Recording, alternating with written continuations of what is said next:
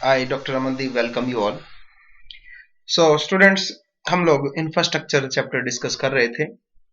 इससे पहले के लेक्चर में हमने डिस्कस किया था कि इंफ्रास्ट्रक्चर की क्या इंपॉर्टेंस है और इंफ्रास्ट्रक्चर जो है वो देश के लिए क्यों जरूरी है। आज हम बात करेंगे कि इंफ्रास्ट्रक्चर्स के डिफरेंट डिफरेंट कंपोनेंट्स कौन से हैं, what are the different components of infrastructure. उसमें सबसे पहला जो कंपोनेंट है एनर्जी, वो आज हम लोग डिस्कस करेंगे कि इंडिया में एनर्जी की कैसी पोजीशन है, हम लोग कहाँ कहाँ से एनर्जी प्रोड्यूस कर रहे हैं और क्या क्या चैलेंजेस हैं और कैसे उन चैलेंजेस को हम दूर कर सकते हैं। इंडिया में एनर्जी की काफ़ी कमी है, डिमांड ज़्यादा है, सप्लाई कम है, जनसंख्या हमारी बढ़ रही है, हमारे शौक बढ़ रहे हैं, हमें हर टाइम इलेक्ट्रिसिटी की या एनर्जी की ज़रूरत पड़ती है। तो let's discuss the topic in detail कि एनर्जी का क्या इंफ्रास्ट्रक्चर है इंडिया के अंदर, कितनी एनर्जी हमें अवेलेबल है, कहाँ कहाँ से हमें अवेलेबल है। सबसे पहले देखते हैं कि अगर हम किसी भी देश के इंफ्रास्ट्रक्चर की बात करते हैं तो इंफ्रास्ट्रक्चर में दो तरह के कंपोनेंट होते हैं। पहला है आपका इकोनॉमिक कह लो या फिजिकल इंफ्रास्ट्रक्चर। सेकंड जो आपका इंफ्रास्ट्रक्चर होता है उसका टाइप है सोशल इंफ्रास्ट्रक्चर। फिजिकल कह लो या इकोनॉमिक कह लो, इकोनॉमिक इंफ्रास्ट्रक्चर में या फिजिकल इंफ्रास्ट्रक्चर में हम लोग डिस्कस जो करेंगे उसमें सबसे पहले है एनर्जी, देन आपका कम्युनिकेशन कि इंडिया में कम्युनिकेशन का क्या हाल है, then we will lastly discuss transport, transport के क्या क्या साधन है। देन सोशल इंफ्रास्ट्रक्चर जो है इसमें आपका हेल्थ एंड एजुकेशन। किसी भी देश के डेवलपमेंट के लिए, इकोनॉमिक डेवलपमेंट के लिए फिजिकल इंफ्रास्ट्रक्चर भी होना चाहिए और सोशल इंफ्रास्ट्रक्चर भी होना चाहिए। लोगों की हेल्थ के लिए हॉस्पिटल्स होने चाहिए, नर्सिंग होम्स होने चाहिए, एजुकेशन अच्छी होनी चाहिए, school, colleges, universities, research and development centres होने चाहिए ताकि हमें अच्छी लोगों को सेहत दे सकें और स्किल्ड लेबर हमारे पास हो सके। इसके साथ साथ आपको पता है प्रोडक्शन करने के लिए आपको एनर्जी की जरूरत पड़ेगी, संचार के साधनों की जरूरत पड़ती है और ट्रांसपोर्ट के साधनों की जरूरत पड़ती है किसी भी देश के इकोनॉमिक डेवलपमेंट के लिए। तो इन पांचों जो कंपोनेंट्स हैं इनको हम अलग अलग लेक्चर्स में डिस्कस करेंगे। आज जो हम डिस्कस करेंगे दैट इज एनर्जी, कि देश में एनर्जी की क्या पोजीशन है। तो इंफ्रास्ट्रक्चर जो है मैंने आपको बताया, two types of infrastructures are there, economic infrastructure and social infrastructure. Economic में आपके तीन टाइप्स हैं, energy, communication and transport. Social में आपके दो हैं, health and education. So we will discuss the main elements of the economic infrastructure that is energy in today's lecture. So जब हम एनर्जी की बात करते हैं, देखिए इकोनॉमिक इंफ्रास्ट्रक्चर के अंदर एनर्जी जो है सबसे इंपॉर्टेंट कंपोनेंट है। जैसे कि आपको पता है कि प्रोडक्शन जो है एनर्जी के बिना प्रोडक्शन पॉसिबल नहीं है। अगर आज हमारे पास एनर्जी ना हो, हमारे पास इलेक्ट्रिसिटी ना हो, कोयला ना हो, पेट्रोल ना हो, तो क्या हम प्रोडक्शन कर पाएंगे? हम लोग मशीन नहीं चला पाएंगे, हम लोग को हाथ से काम करना पड़ेगा जिसमें बहुत टाइम लगेगा, वो क्वालिटी भी नहीं बनेगी। इवन तक कि आप प्रोडक्शन की बात कर रहे थे, इवन तक कि जो एग्रीकल्चर है उसमें भी आपको एनर्जी चाहिए होती है, इलेक्ट्रिसिटी चाहिए होती है, पेट्रोल चाहिए होता है। क्यों? जैसे आपने ट्यूबवेल चलाना है, ट्रैक्टर चलाना है, थ्रेशर्स चलाने हैं। इनफैक्ट हम ये कह सकते हैं कि हमारी जो हमारी जो लाइफ है वो बहुत ज्यादा डिपेंड है एनर्जी के ऊपर। तो एनर्जी को हम टू पार्ट्स में डिवाइड कर सकते हैं। अगर आप देखें, दो तरह से आप एनर्जी प्रोड्यूस कर सकते हैं। पहला है आपका commercial energy and second is non commercial energy. ये नॉन कमर्शियल एनर्जी कौन सी होती है? देखिए, नॉन कमर्शियल एनर्जी जो है वो आप जो अपने रूरल एरिया में यूज करते हो डोमेस्टिक पर्पज के लिए, मेनली कुकिंग करने के लिए, गांव के अंदर या आपने जंगलों के आसपास देखा होगा कि लोग जो है एनर्जी प्रोड्यूस कर लेते हैं। कहाँ से प्रोड्यूस कर लेते हैं वो? जैसे कि गोबर हो गया, गोबर के उपले बना दिया, गोबर की थेपड़ी जिसको बोलते हैं, है ना, उससे आप उसको यूज करते हैं। काउ डंग बोल दिया या बुफेलो डंग बोल दिया। इसके अलावा एग्रीकल्चर का जो वेस्ट होता है, एग्रीकल्चर वेस्टेज, जो आप जिसको हम भूसा बोलते हैं, भूसा बोल दिया या बंसटी बोल दिया, नरमा या कपास की जो आपकी बची हुई लकड़ी होती है, उससे भी आप कर सकते हैं। इसके अलावा आप जंगल से लकड़ी काट के लाते हैं, फायरवुड, जंगल से आप सूखी लकड़ी काट के लाते हैं, वहां से भी आप एनर्जी पैदा कर सकते हैं। तो बेसिकली हम लोग जो नॉन कमर्शियल एनर्जी है उसको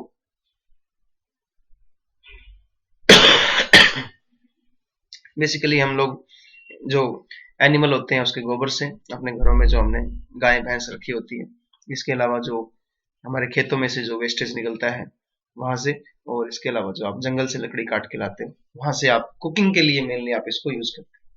कमर्शियल एनर्जी कौन सी होती है? कमर्शियल एनर्जी की अगर हम बात करें तो जैसे कोयला है, पेट्रोल है, नेचुरल गैस है, बिजली है, ये कमर्शियल एनर्जी के कंपोनेंट हैं।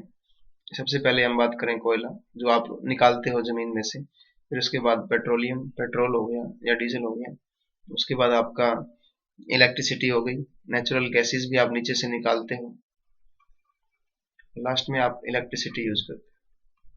तो ये जो कुछ सोर्सेज हैं, आप इनको बड़े लेवल पे, इसके लिए आपको क्या करना पड़ता है, इनके लिए आपको प्राइस चुकाना पड़ता है, और इनकी डिमांड और सप्लाई के हिसाब से इनके रेट डिसाइड होते हैं। गवर्नमेंट भी इनके रेट डिसाइड करती है। तो ये जो सोर्स है नॉन कमर्शियल, ये आपको लगभग, आप अगर कहें तो अपने घरों के लिए, और ये कमर्शियल जो है वो आप प्रोडक्शन के लिए बड़े लेवल पे जो करते हो उसके लिए आपको मिलता है। ये लगभग आपको फ्रीली अवेलेबल है, और इसके लिए आपको प्राइस पे करना पड़ता है। अब हमें अगर देखें तो हमारा जो है ये जो तो सिर्फ घरों के लिए है, ये जो नॉन कमर्शियल एनर्जी है ये, बट इससे हम प्रोडक्शन नहीं कर सकते। प्रोडक्शन के लिए हमें कमर्शियल सोर्सेज को यूज करना पड़ेगा, कोयले को, पेट्रोल को, नेचुरल गैस को, इलेक्ट्रिसिटी को। तो इसके लिए प्रॉब्लम ये है कि इंडिया में इसकी काफी कमी है। हमें पेट्रोल है बाहर से लेना पड़ता है, अच्छी क्वालिटी का कोयला भी हम बाहर से लेते हैं, और कोयला एक सीमित मात्रा में है, उसको निकालने के लिए मशीनें चाहिए, उसको निकालने के लिए हमें टेक्निक्स चाहिए, रिसर्च एंड डेवलपमेंट हमारी मजबूत नहीं है।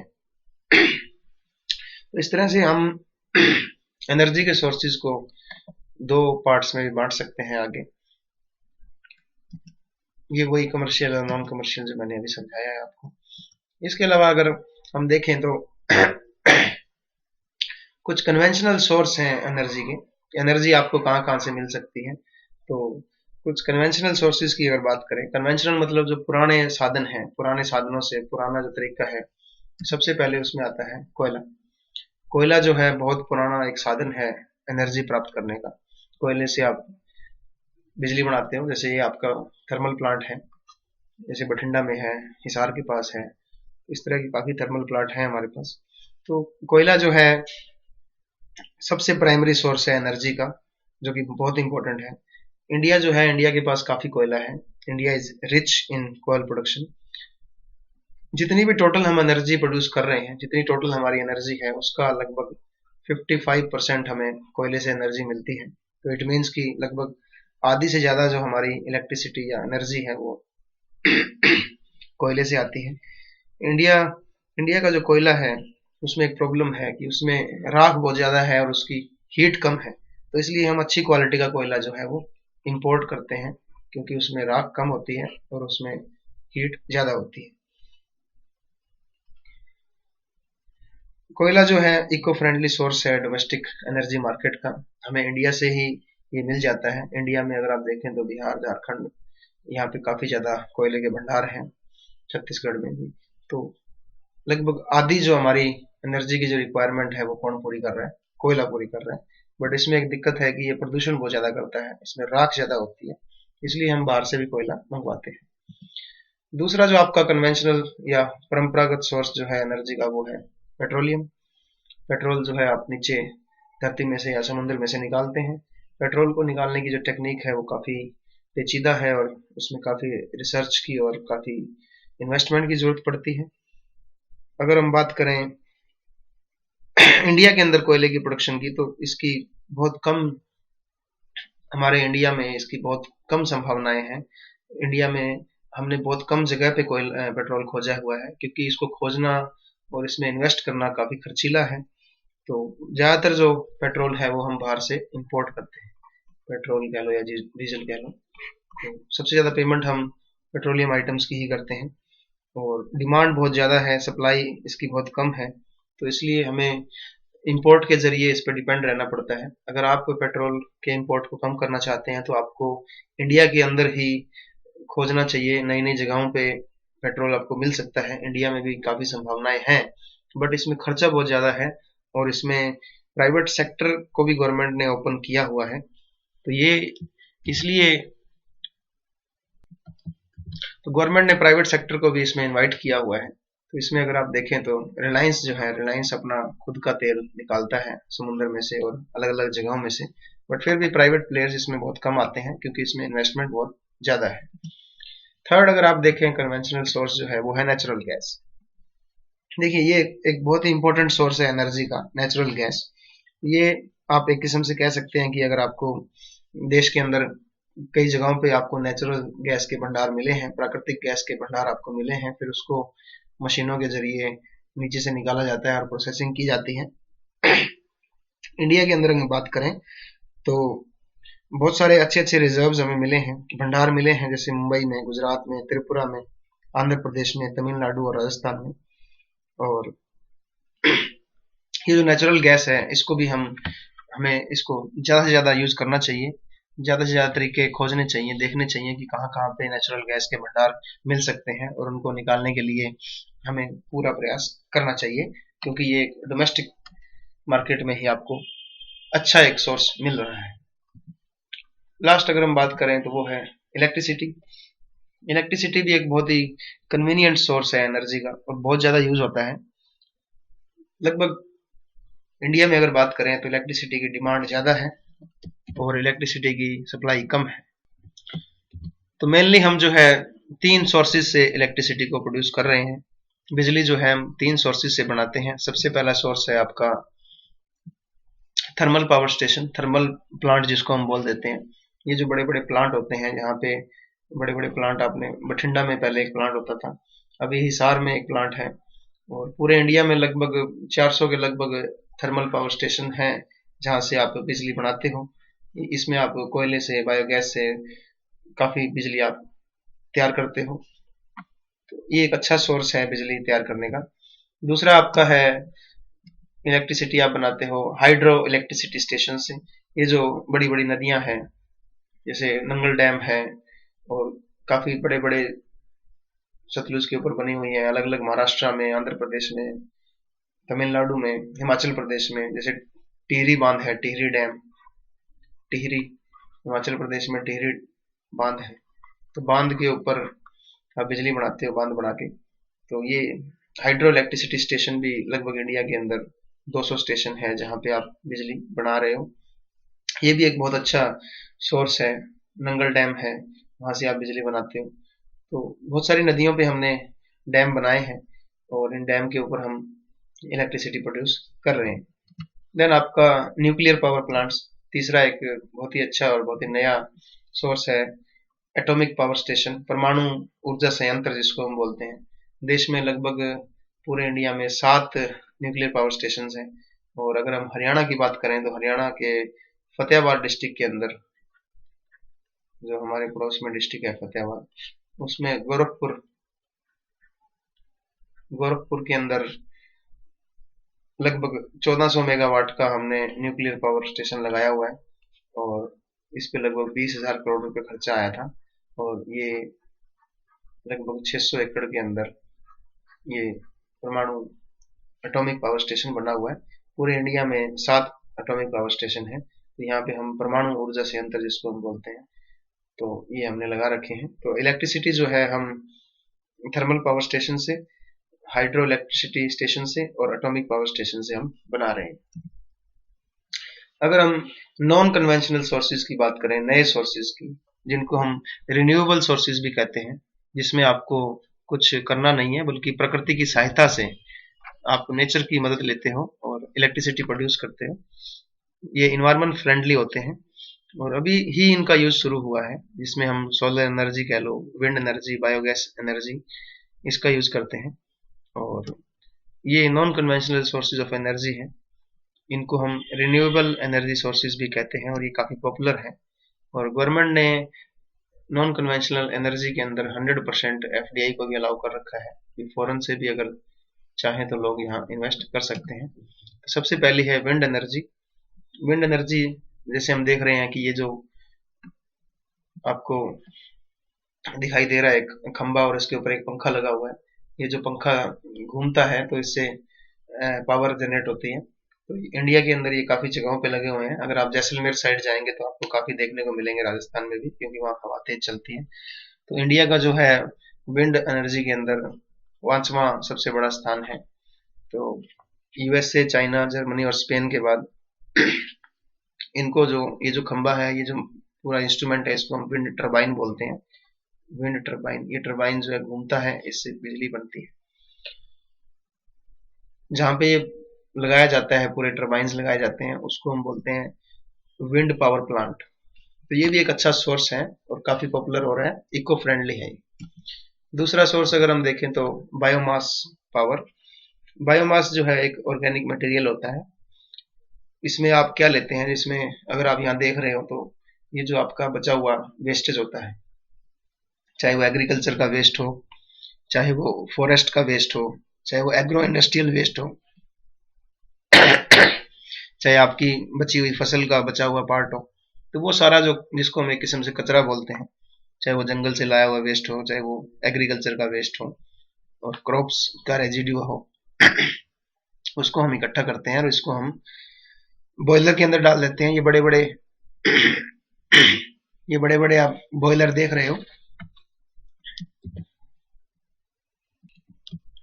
ये जो बड़ा सा बॉयलर आप देख रहे हो, इसके अंदर इसको जो है इसमें स्टीम प्रोड्यूस होती है, भाप बनती है और इस भाप से एक टरबाइन जनरेटर घूमता है जिससे इलेक्ट्रिसिटी बनती है। ये बहुत ही सस्ता होता है और बहुत ही अच्छी चीज है बायोगैस पावर जो है, बायोमास पावर। इसमें आप जो कचरे के तौर से, कचरे के रूप में आप जो है एनर्जी पैदा कर रहे हो। तो इंडिया के अंदर काफी पोटेंशियल है पावर जनरेशन करने का, एग्रीकल्चर से और एग्रो इंडस्ट्रियल जो मटेरियल बचा हुआ है उससे। और 18,000 मेगावाट जो है हम बायोमास प्रोड्यूस कर सकते हैं अगर हम इसको ढंग से यूज करें तो। शुगर इंडस्ट्री के अंदर भी जो गन्ने का जो बचा हुआ पार्ट होता है, उससे भी आप बिजली बना सकते हो। फॉरेन के अंदर ये काफी मशहूर है। नेक्स्ट आपका नॉन कन्वेंशनल सोर्स है स्मॉल हाइड्रो पावर प्रोजेक्ट्स। देखिए इंडिया के अंदर बड़े बड़ी नदियों के ऊपर बड़े बड़े हाइड्रो पावर प्रोजेक्ट्स लगे हुए हैं और जब आप छोटी नदियों के ऊपर छोटे हाइड्रो पावर प्रोजेक्ट्स लगाते हो जिससे कि आप 25 मेगावाट तक की बिजली बना सकते हो, तो उसको हम बोलते हैं स्मॉल हाइड्रो पावर प्रोजेक्ट्स। इसमें आप क्या करते हो, ये छोटी जो नदियां होती हैं, छोटी जो रिवर्स होती हैं, बड़ी नदियां नहीं, छोटी नदियां, इसमें आप क्या करते हो, एक जगह पे आपने यहाँ पे पानी को इकट्ठा किया और फिर आप एक पाइप के थ्रू इसको नीचे भेजते हो और नीचे जो है यहाँ पे टरबाइन लगा होता है, उससे बिजली बनती है।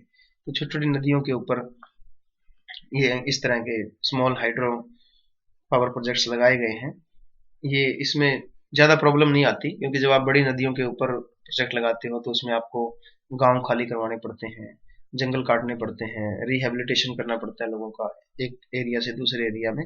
बट छोटे नदी के ऊपर जब आप प्रोजेक्ट लगाते हो तो उसमें इस तरह की कोई दिक्कत नहीं आती है। तो इंडिया में काफी जगह के ऊपर इस तरह के छोटे छोटे पावर प्रोजेक्ट्स लगे हुए हैं, जिसको हम स्मॉल हाइड्रो पावर प्रोजेक्ट्स कहते हैं। ये बहुत ही अच्छा सोर्स है एनर्जी बनाने का। फिर उसके बाद लास्ट है सोलर एनर्जी। देखिए इंडिया में काफी धूप पड़ती है, हमारे जो सूर्य देवता है वो हमारे ऊपर मेहरबान रहते हैं। तो इसमें जो ये जो हम बात कर रहे हैं रिन्यूएबल सोर्सेज ऑफ एनर्जी की, इसमें सोलर एनर्जी जो है सबसे ज्यादा पोटेंशियल है इसका इंडिया में। लगभग पिछले 30 सालों में हमने बहुत सारे सोलर एनर्जी डिवाइसेस डेवलप किए हैं। तो इससे हम जो है पानी गर्म कर सकते हैं, लाइटिंग के लिए, कुकिंग के लिए इसको यूज कर सकते हैं। और अगर आप देखें तो इसमें गवर्नमेंट जो है वो सब्सिडी भी देती है आपको कि आप अपने घर की छत के ऊपर या अपने ऑफिस, गवर्नमेंट जो जितने भी ऑफिस हैं हरियाणा के अंदर या इंडिया के अंदर, उन सब में सोलर एनर्जी पावर प्लांट लगाना कंपलसरी है कि आपको अपनी बिल्डिंग के ऊपर जो छत है वहां पे ये प्लांट लगाना पड़ेगा, कंपलसरी है। हर एक कॉलेज में, हर एक सरकारी संस्थान के ऊपर आपको ये सोलर एनर्जी स्टेशन मिलेंगे। तो 2010 में गवर्नमेंट ने जो है एक नई स्कीम शुरू की थी जिसका नाम था Jawaharlal Nehru national solar mission. तो गवर्नमेंट जो है काफी सब्सिडी या काफी इंसेंटिव भी देती है, आपको 80% तक की छूट मिलती है अगर आप अपने घर के ऊपर सोलर एनर्जी प्लांट लगाते हैं, तो आप बिजली बना करके बेच भी सकते हैं गवर्नमेंट को या किसी और प्राइवेट सेक्टर को। तो एक बहुत ही अच्छा सोर्स है ये सोलर एनर्जी भी। तो देश के अंदर कन्वेंशनल और नॉन कन्वेंशनल दोनों तरह के सोर्सेज अवेलेबल हैं और गवर्नमेंट जो है इन दोनों का ही अच्छे ढंग से यूज कर रही है। बट फिर भी इंडिया की जो पॉपुलेशन बढ़ रही है उसकी वजह से हमारे पास डिमांड ज्यादा है और सप्लाई कम है। अब हम बात करते हैं कि इमर्जिंग चैलेंजेस क्या है पावर जनरेशन में, क्यों हमारे यहाँ जो इलेक्ट्रिसिटी की या पावर की कमी है, एनर्जी की कमी क्यों है और क्यों हम ज्यादा पैदा नहीं कर पा रहे हैं, हमारे यहाँ प्रॉब्लम क्या है जिसको हम बोलते हैं एनर्जी क्राइसिस। क्यों ये क्राइसिस आया हुआ है कि हमारे यहाँ एनर्जी की जो रिक्वायरमेंट है वो ज्यादा है और हम ज्यादा एनर्जी क्यों नहीं बना पा रहे हैं। तो सबसे देखिए, एनर्जी क्राइसिस का मतलब है कि एनर्जी की शॉर्टेज है। इंडिया की अगर हम बात करें तो इंडिया की पॉपुलेशन बढ़ रही है, हमारे शौक बढ़ रहे हैं, हमारा कंजप्शन बढ़ रहा है, स्टैंडर्ड ऑफ लिविंग बढ़ रहा है, बट सप्लाई नहीं बढ़ रही है हमारी। सप्लाई कब बढ़ेगी? जब हम नए प्लांट लगाएंगे, जब हम नए ट्रांसमीटर्स लगाएंगे, हमारी टेक्नोलॉजी को ठीक करेंगे, लोगों की आदतों को ठीक करेंगे। तो इलेक्ट्रिसिटी सबसे बड़ा जो हमारा सोर्स है एनर्जी का वो हमारी इलेक्ट्रिसिटी है। इलेक्ट्रिसिटी जो हम बनाते हैं थर्मल पावर स्टेशन से और इनसे इलेक्ट्रिसिटी हम लोग काफी ज्यादा यूज कर रहे हैं। अनफॉर्चुनेटली इंडिया में इलेक्ट्रिसिटी की जो प्रोडक्शन है या जनरेशन है वो बहुत ज्यादा प्रॉब्लम आ रही है, उसमें उसमें ग्रोथ नहीं हो रही है, उसमें डेवलपमेंट नहीं हो रही है। डिमांड हमारी बहुत ज्यादा है, सप्लाई हमारी कम है, तो इस वजह से काफी ज्यादा प्रॉब्लम आ रही है।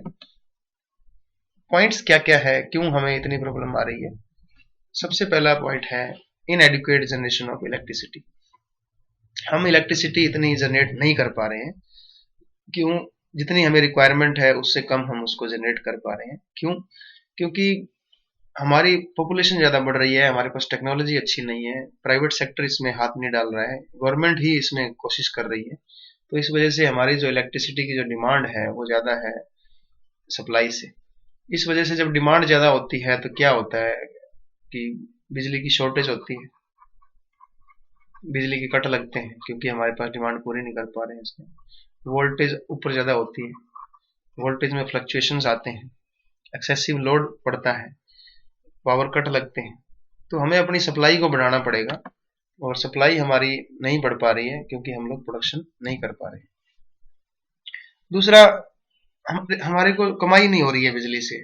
ज्यादातर जो इलेक्ट्रिसिटी बोर्ड है वो गवर्नमेंट के अंडर है, हर एक स्टेट का अपना एक बोर्ड है और गवर्नमेंट की उसमें मोनोपोली है और सारे के सारे जो इलेक्ट्रिसिटी बोर्ड है वो अभी घाटे में चल रहे हैं। उनके पास फंड नहीं है पेमेंट करने के लिए। सरकार बिजली ले तो रही है बट उसकी पेमेंट करने के लिए लोगों से वो पैसा नहीं ले पा रही है। क्यों? एक तो सबसे बड़ा कारण क्या है? बिजली की चोरी। छोटा हो या बड़ा हो, कोई भी हो, हर आदमी बिजली चोरी करने में लगा हुआ है। इवन तक की जो फैक्ट्रीज हैं, कंपनीज हैं, वो भी बिजली चोरी करती हैं। और इसके अलावा जब भी आप बिजली को एक जगह से दूसरी जगह पे पहुंचाते हो तो उसमें भी लॉस हो जाता है। बिजली को एक जगह से दूसरी जगह पहुंचाने में हमारे पास जो ट्रांसमीटर्स हैं, ट्रांसफार्मर्स हैं, वो उनकी क्वालिटी अच्छी नहीं है, उनमें टेक्नोलॉजी अच्छी नहीं है। तो जो बिजली आप एक जगह से दूसरी जगह पे पहुंचा रहे हो उसको एक जगह से दूसरी जगह पे पहुंचाने में काफी ज्यादा लॉस हो रहा है। तीसरा, अगर हम बात करें तो इलेक्ट्रिसिटी जो है हम एग्रीकल्चर सेक्टर को जो है वो काफी सस्ते रेट पे दे रहे हैं। उनको हम 50 पैसे पर यूनिट या 1 रुपये या 2 रुपये पर यूनिट देते हैं जो काफी सस्ता है। इस वजह से भी हमारे जो इलेक्ट्रिसिटी बोर्ड है वो घाटे में है, हम लोगों को पेमेंट करने के लिए आगे पैसे नहीं है। थर्ड, हम बात करें ह्यूज इन्वेस्टमेंट रिक्वायर्ड। देखिए, इलेक्ट्रिसिटी जब भी आपको एनर्जी अगर आपको बनानी है, इलेक्ट्रिसिटी अगर आपको जनरेट करनी है तो इसमें काफी ज्यादा इन्वेस्टमेंट की जरूरत होती है। तो इंडिया की जो कैपेसिटी है वो बढ़ानी पड़ेगी इंडिया को, बट इसके लिए बहुत ज्यादा इन्वेस्टमेंट की जरूरत पड़ती है। प्राइवेट सेक्टर इसमें ज्यादा पार्टिसिपेट नहीं कर रहा है क्योंकि इलेक्ट्रिसिटी जो है वो सारी की सारी जो है उसमें इन्वेस्टमेंट गवर्नमेंट करती है, गवर्नमेंट का ही एकाधिकार है। फॉरेन प्राइवेट सेक्टर जो है, फॉरेन के जो इन्वेस्टर्स हैं वो भी यहाँ पे एनर्जी सेक्टर के अंदर हाथ नहीं डाल रहे हैं, इसलिए भी एनर्जी की जनरेशन नहीं हो पा रही है, क्योंकि इसमें इन्वेस्टमेंट बहुत चाहिए। लो टैरिफ रेट्स, देखिए इंडिया में पॉलिटिकल कारणों की वजह से, राजनीतिक कारणों की वजह से जो चीज आपको मान लो 7 रुपए यूनिट देनी चाहिए, वो आप पॉलिटिकल कारणों से 2 रुपए यूनिट या 3 रुपए यूनिट दे रहे हो। अगर आप अभी पंजाब की बात करो तो पंजाब में अभी जो सरकार है वो 3 रुपए यूनिट दे रही है, जो पूरे इंडिया में सबसे सस्ती है। अगर आप दिल्ली की बात करो तो सरकार जो है, केजरीवाल सरकार यही कह करके ही सत्ता में आई थी कि वो लगभग 400 यूनिट तक को ही आपको बिल नहीं देना पड़ेगा, फ्री बिजली आपको देंगे या बहुत सस्ती बिजली देंगे। और दूसरा, इंडिया एक गरीब मुल्क है तो यहाँ आप ज्यादा रेट भी चार्ज नहीं कर सकते, तो इस वजह से हमारे को जो बिजली से जो रेवेन्यू है वो बहुत ही कम है। नेक्स्ट है आपका regional concentration of power generation. यहाँ जहाँ पे भी पावर बन रही है, पावर जनरेट हो रही है, जो प्लांट लगे हुए हैं, ये पूरे इंडिया में बराबर जगहों पे नहीं लगे हुए हैं, यहाँ पे रीजनल इम्बैलेंस है। कुछ एक खास एक क्षेत्रों में ही ये लगे हुए हैं, पूरे इंडिया में बराबर रूप से आपको प्लांट नहीं देखने को मिलेंगे। तो ये पूरे इंडिया में आपको हर जगह पे प्लांट नहीं लगे हुए हैं, ये कुछ खास एक जगह पे ही आपको देखने को मिलेंगे। तो अब इसको एक जगह से दूसरी जगह, जैसे हिमाचल में आप बिजली बना रहे हो और इसको आपको महाराष्ट्र में पहुंचाना है, तो इसको पहुंचाने में ही इतना खर्चा लग जाता है कि ये इसकी कोई भी हमें एडवांटेज नहीं मिल पाती। तो अनबैलेंस रीजनल डेवलपमेंट हो रही है बिजली के, इलेक्ट्रिसिटी के जनरेशन के मामले में। ये भी एक मेन कारण है कि बिजली जो है हम ढंग से यूज नहीं कर पा रहे। देन वेस्टफुल कंजप्शन, देखिए लोगों में अवेयरनेस की बहुत कमी है, वो फालतू में बिजली यूज करते हैं। जैसे सुबह ही अगर आप देखेंगे लाइटें ऑन रहती हैं गलियों के अंदर, मेन सड़क के ऊपर लाइट्स ऑन मिलेंगी, गवर्नमेंट जो है कोई ध्यान नहीं देती इसके ऊपर। इसके अलावा हम जो है फेस्टिवल के दिनों में, फैमिली फंक्शन के दिनों में लाइटें बहुत ज्यादा यूज करते हैं, हम इसको स्टेटस सिंबल मानते हैं, तो बहुत ज्यादा वेस्टफुल कंजप्शन होता है, उस वजह से भी एनर्जी का हमारे यहाँ क्राइसिस है। लो ऑपरेशनल एफिशिएंसी, देखिए इंडिया के अंदर जो एफिशिएंसी है थर्मल पावर प्लांट्स की, जहां पे हम बिजली प्रोड्यूस करते हैं, वो बहुत ज्यादा एफिशिएंट नहीं है, मतलब उनकी कुशलता अच्छी नहीं है, वो रॉ मटेरियल ज्यादा यूज करते हैं, टेक्नोलॉजी अच्छी नहीं है और बिजली कम प्रोड्यूस करते हैं और देशों के मुकाबले। तो हमें जो है अपनी ऑपरेशनल एफिशिएंसी, हमें अपनी दक्षता, हमें अपनी कुशलता को बढ़ाना पड़ेगा, ताकि हम लोग उतने ही रॉ मटेरियल से ज्यादा बिजली को प्रोड्यूस कर सके। तो कुल मिला के हम कह सकते हैं कि इंडिया के अंदर पावर की शॉर्टेज है, डिमांड ज्यादा है, सप्लाई कम है। गवर्नमेंट को जो है पावर को जो उसके रेट बढ़ाने चाहिए, लोगों को जागरूक करना चाहिए और ज्यादा से ज्यादा पावर प्लांट लगाने चाहिए। अब वही पॉइंट आता है कि how to cope with energy crisis. ये जो हमने प्रॉब्लम गिनाई कि हमारे यहाँ एनर्जी की प्रॉब्लम है, एनर्जी कम है, उसके कुछ कारण थे, तो उससे हम कोप अप कैसे कर सकते हैं, कैसे उनको दूर कर सकते हैं। सबसे पहला तो यह है कि हमें अपनी प्रोडक्शन कैपेसिटी को बढ़ाना पड़ेगा, हमें जो है नए नए प्लांट्स लगाने पड़ेंगे, थर्मल प्लांट कह लो या हाइड्रो प्लांट कह लो, या जो नए नए सोर्सेज हैं उनको लगाना पड़ेगा। दूसरा है कि हमें ट्रांसमिशन और डिस्ट्रीब्यूशन जो लॉस होता है उसको मिनिमाइज करना पड़ेगा। एक जगह से दूसरी जगह पे जब आप बिजली पहुंचाते हो तो इस पहुंचाने के दौरान काफी बिजली का नुकसान होता है। हमारे पास जो ट्रांसफार्मर है, जो ट्रांसमीटर लगे हुए हैं, वो अच्छी क्वालिटी के नहीं है, तो हमें उनको और अच्छा करना पड़ेगा, अपग्रेड करना पड़ेगा, अपने प्लांट्स को भी और अपने ट्रांसफार्मर्स और ट्रांसमीटर्स को भी नई टेक्नोलॉजी का यूज करना पड़ेगा। तो गवर्नमेंट को बिजली चोरी रोकने के लिए जो कार्ड सिस्टम है उसको यूज करना चाहिए। अगर आप देखो तो ये जो बिजली की जो तारें होती हैं, ये जो हमने देखी हैं तारे, सिल्वर की या जो भी तार है, उसकी जगह पे आप देखेंगे तो आपको एक बड़ी तार मिलेगी प्लास्टिक की, उसी के अंदर आपकी बिजली आ रही है। दूसरा, जो हमने मीटर है वो घरों के बाहर लगाए, मीटर घरों के बाहर लगने से बड़ी चोरी रुकी है, बट अभी भी काफी ज्यादा लोग जो है वो चोरी कर रहे हैं। तो गवर्नमेंट को क्या है कि बहुत सख्ताई करनी पड़ेगी, और बिजली चोरी अगर रुकती है तो इससे हमारा लॉस कम होगा। थर्ड है कि हमें जो इनपुट आ रहा है पावर प्लांट्स के अंदर, जो रॉ मटेरियल आता है, उसकी सप्लाई को भी हमें इम्प्रूव करना पड़ेगा। अभी थोड़े दिन पहले हमने देखा था कि अखबारों में खबर आई हुई थी कि हमारे पास सिर्फ 30 दिन का कोयला रह गया है, सिर्फ 20 दिन का कोयला रह गया है। तो कोयले की लगातार सप्लाई या इलेक्ट्रिसिटी जो है लगातार हमें इम्प्रूव लगातार प्रोवाइड करवानी पड़ेगी, ताकि पावर प्लांट्स जो है वो रुके नहीं, लगातार चलते रहें, कोयले की क्वालिटी अच्छी हो। तो ये इन चीज़ों से जो है नेचुरल गैस जो है उसकी सप्लाई लगातार होती रहे, तो फिर भी हम जो है सुधार कर सकते हैं। हमें प्राइवेटाइजेशन को इनकरेज करना पड़ेगा। हम चाहते हैं कि प्राइवेट सेक्टर के जो प्लेयर है वो भी बिजली बनाए, और फॉरेन से भी जो है फॉरेन डायरेक्ट इन्वेस्टमेंट आए, ताकि वो लोग यहाँ पे बिजली जनरेट करें और प्रॉफिट कमाएं और हर घर तक बिजली पहुंचे। Boosting the manufacture of the power equipments.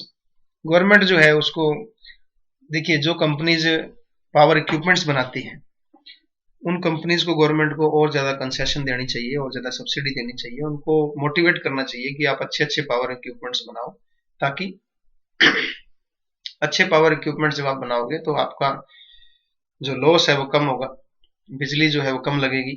आप ऐसी ऐसी अच्छे अच्छे इक्विपमेंट्स बनाइए जो कम वोट का यूज करें, और जिससे कि हम कम बिजली के अंदर ज्यादा चीजों को यूज कर सकें। फिर इनेक्टमेंट ऑफ इलेक्ट्रिसिटी एक्ट। देखिए, गवर्नमेंट ने जो है 2003 के अंदर इलेक्ट्रिसिटी एक्ट बनाया था, जिसमें कि बहुत सारी चीजें लिखी हुई थी। इलेक्ट्रिसिटी एक्ट 2003 के अंदर हमने ये डिसाइड किया था कि रेट क्या होंगे, कैसे हम जनरेट करेंगे, कैसे डिस्ट्रीब्यूशन होगा, और इसके लिए हमें इलेक्ट्रिसिटी इंडस्ट्री को डेवलप करने के बारे में भी हमने काफी कुछ सोचा था। इसमें इलेक्ट्रिसिटी के जो रेट है उनको भी रैशनलाइज करने की बात आई थी कि इनको ठीक किया जाए। तो हमें इलेक्ट्रिसिटी एक्ट को भी रिवाइज करने की और इसको ढंग से लागू करने की जरूरत है।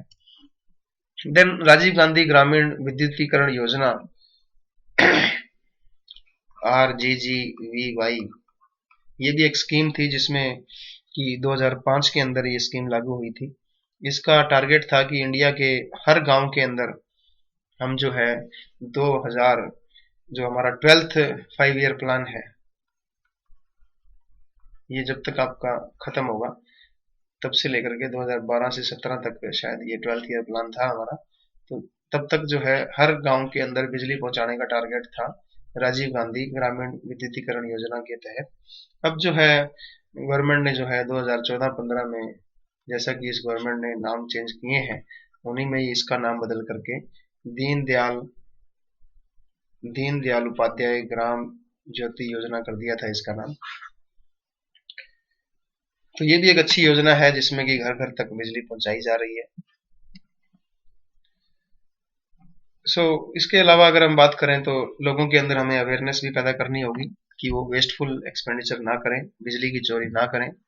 सुबह उठते ही जो लोग अपना बिजली की कुंडी पहले उतारते हैं और उसके बाद भजन करते हैं, उनसे भी हमें रिक्वेस्ट, अवेयरनेस फैलानी होगी कि बिजली की चोरी ना करें। जिस तरह आप टैक्स चोरी करते हो या कोई और चीज चोरी करते हो, तो बिजली की चोरी भी एक चोरी है, और ये एक बड़ा ही शर्मनाक कृत्य है।